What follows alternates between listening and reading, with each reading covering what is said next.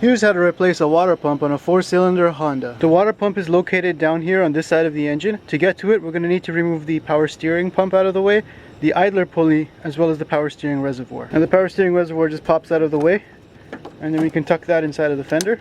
Make sure your engine is cold before draining the coolant. The first thing you're going to want to do is drain the coolant. So we're going to pop off the radiator cap and of course the reservoir. And then you're going to come underneath the vehicle where this drain port is and position your drain pan underneath. And then we're going to go down to the bottom of the radiator here where this petcock valve is and loosen it, and the coolant will start to drain out.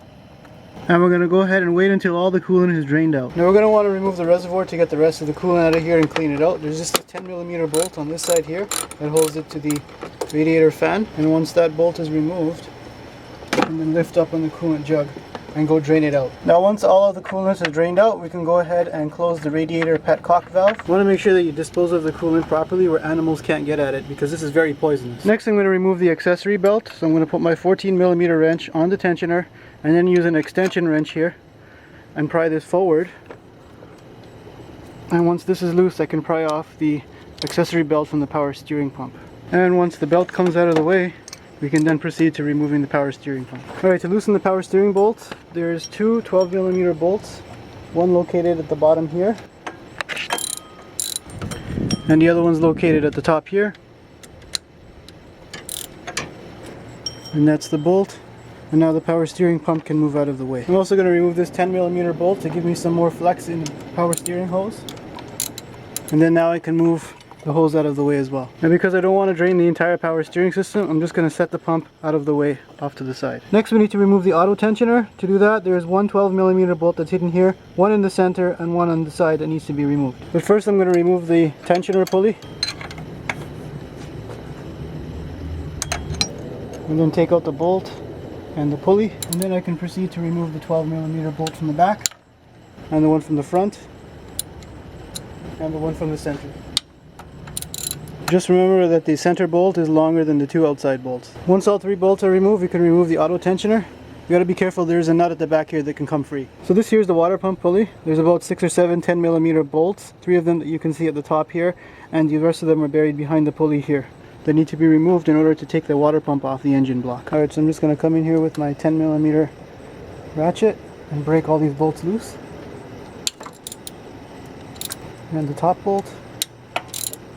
Now I'm on the bolt that faces the rear of the engine. I'm going through the pulley with a 1-inch ratchet extension. I'm going to break this bolt loose. And here I'm on the bolt that faces the front of the engine. Again with the 1-inch extension going through the pulley. I'm going to break this bolt loose now. So here's just a closer look at how I set up my ratchet to go through the pulley to get to the 3 water pump bolts behind the pulley. Next I'm going to jack up the vehicle and remove the passenger side wheel. Then we need to remove the splash guard here, which is held in by 2 clips, one here and one over here. And then we can move the splash guard out of the way. And then if we take a look at the water pump pulley here, the 10mm bolt is actually over here behind the pulley, which you can access with your ratchet through the pulley down here. And there's the ratchet with the 10mm socket on that bottom bolt. I'm just going to go ahead and break this bolt free. Alright, well I finally got the bottom bolt out. And that's why it's so hard to get these out, because there's Loctite on these. Next I'm going to position the drain pan under the water pump. Alright, we're going to remove the last water pump bolt. Alright, now we're going to wiggle the water pump and get it out. And you'll notice that the block is going to drain. So make sure you have a drain pan underneath. Alright, now I'm going to go ahead and remove the water pump from the engine.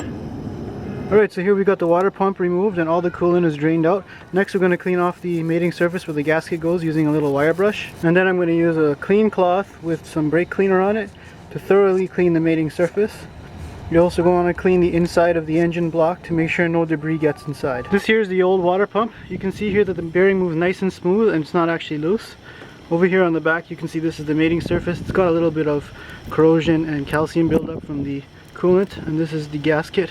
It's actually quite brittle. I'm going to replace this. I got my new water pump gasket from fel-pro, and then I'm going to bring in the new water pump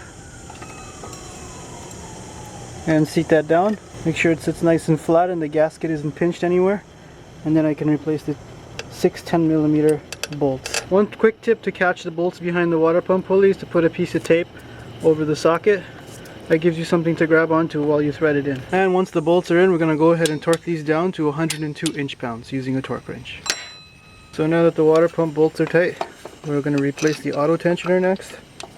and thread in the center bolt. And then we're going to thread in the 2 outside bolts, noting that these are the shorter ones. And then we'll go ahead and tighten down the 3 12mm bolts. So this is a good time to check if your idler pulley needs to be replaced. And then we're going to replace the idler pulley with its bolt. And then we'll go ahead and tighten up this 14mm bolt on the idler. Next we're going to put in the power steering pump and its 2 12mm bolts. And then we'll go ahead and tighten down the 12mm bolts nice and snug. This is also an excellent time to replace the serpentine belt if it's cracked. Next we're going to replace the serpentine belt. I'm going to first start at the crank and work my way up. Pull the tensioner forward and then loop the belt onto the power steering pulley.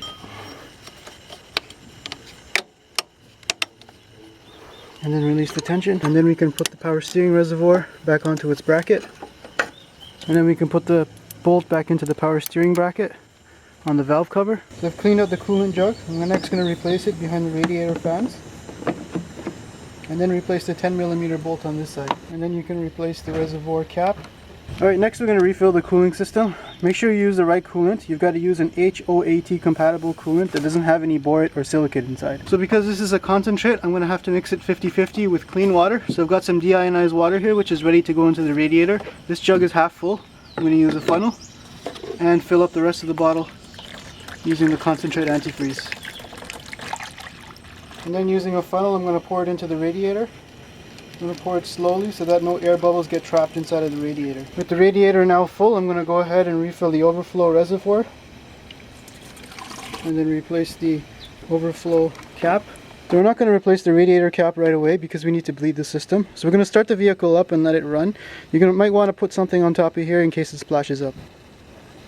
Alright, with the coolant refilled, we're going to go ahead and start the engine.